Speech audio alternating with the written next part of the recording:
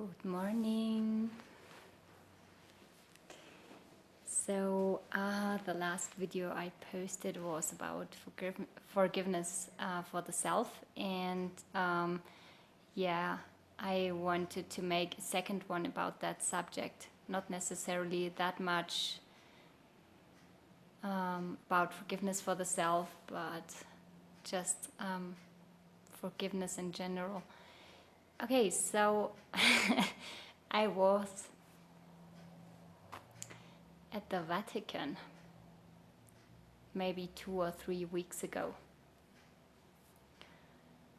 And that was a really, really emotional experience for me. Really, really emotional. Because I have some huge trouble with the Catholic Church or organized religion in general. Just as a little background, I used to go down all the dark rabbit holes I could find. So I dove deep into the Catholic Church and all the things they did from the beginning of their existence and that they are still doing nowadays. Sorry, my voice, I'm having a cold which is not wanting to go away. I got that one at Rome, so yeah. Maybe talking about the Vatican, I can regain my voice.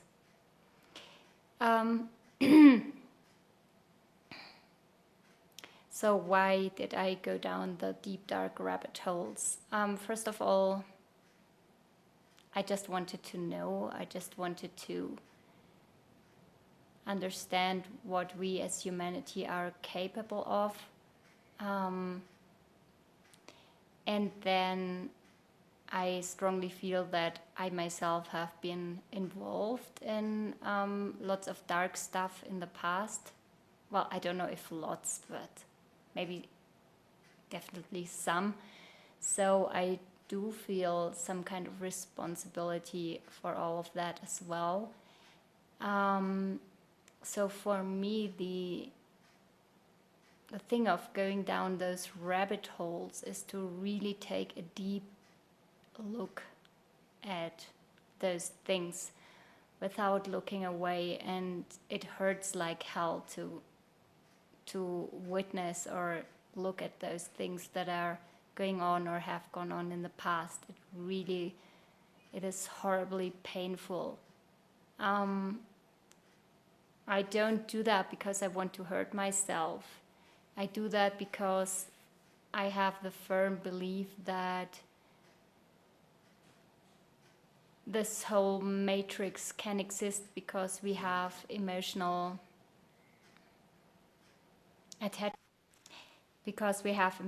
attachments to it. So my intention behind that is to really look at it and really,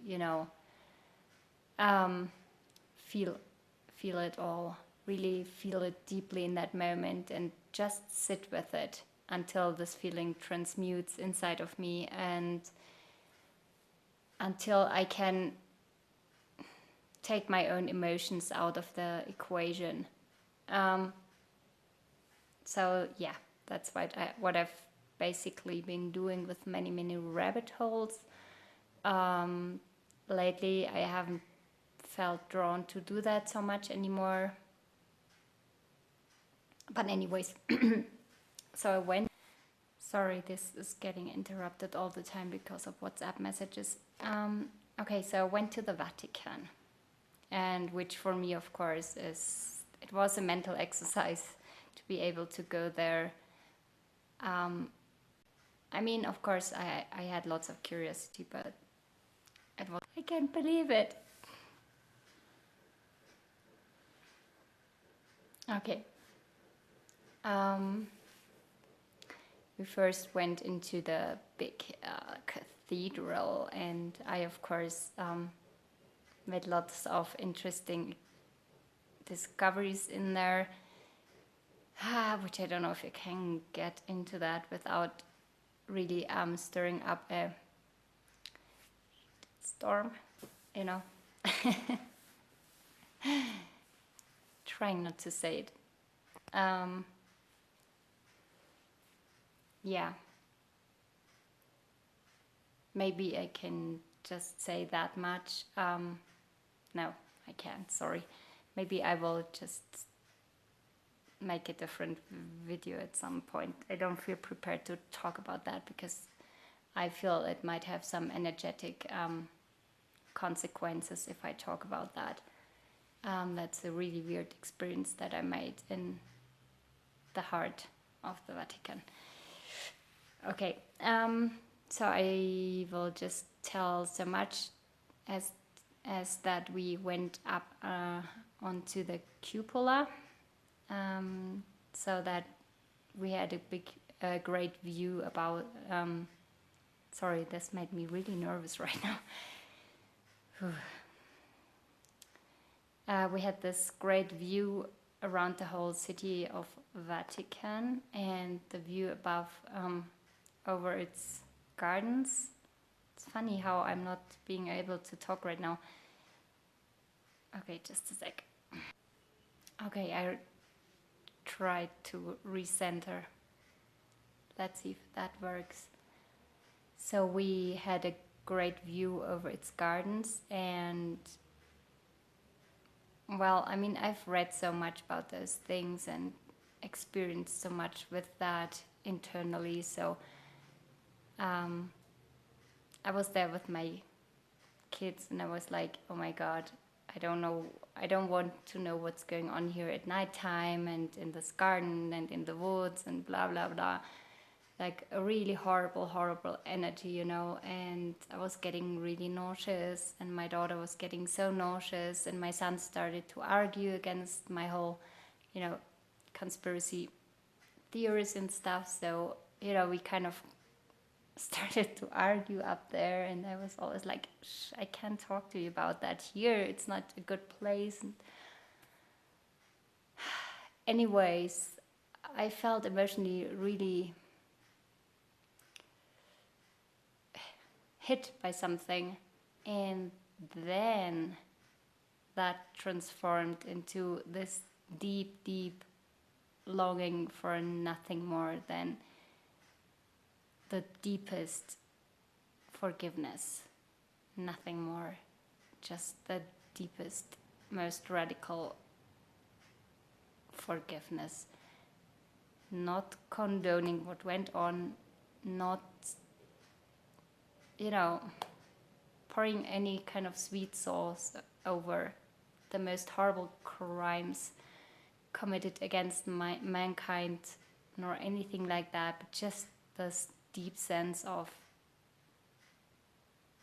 let this stop now. This has to stop now. It is time and it has to stop now. So that's the point where I got to up there and I felt so much better afterwards. I can't tell you how much better I felt, and I was feeling like, you know, doing the Ho'oponopono prayer up there, just walking around and going, I am sorry. Please forgive me. I forgive you. I thank you. And I love you. So that was a crazy experience I just wanted to share with you. And of course, I saw some tremendously horrible stuff, which I didn't discover. My son discovered some things that are just unbelievable, which are in the, you know, in the eye of the public, but nobody sees them, because the overload is just way too big there. It is huge, you know, the visual overload. So you can just hide atrocious stuff in plain sight and nobody will look at it. It's amazing. It's so amazing. So if you go there and have an and have the eyes to see, you can see so much. It's terrible, and it's in plain sight. But anyways, I have a different feeling about that as well, but maybe that would get too long to talk about it, which is about an agenda that is going on, which is to debilitate us as a human race, destroying states, families, religion, and all that. As much as I have huge problems with organized religion, I think for many, many people it gives them lots of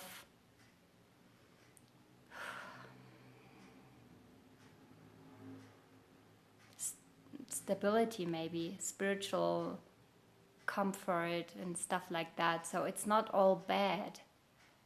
It helps many. It does. Definitely does. So for me, all these things, all these atrocities coming to the light, I mean, they had to come to the light. That's why we are living in the times of apocalypses, which means, I think, revelation, isn't it? Where everything comes to the light. But as well, I don't think that everybody's bad. In the church, for example, I had this crazy experience. There was a priest, like dressed all in black, and he was walking around with a little girl. He held the hand of a little girl. She was like maybe 5, 6, or 7. And I was, oh my God, I don't want to see this. But he looked very nice, And, after having this realization, I just could see this person in a very different light, because he was there with family and probably was the uncle of this little girl, and he irradiated a very warm energy. So, well, I don't know if this rambling is getting anywhere. So anyways, thank you for listening to my fringe topic talks, and I wish you a good day. Bye bye.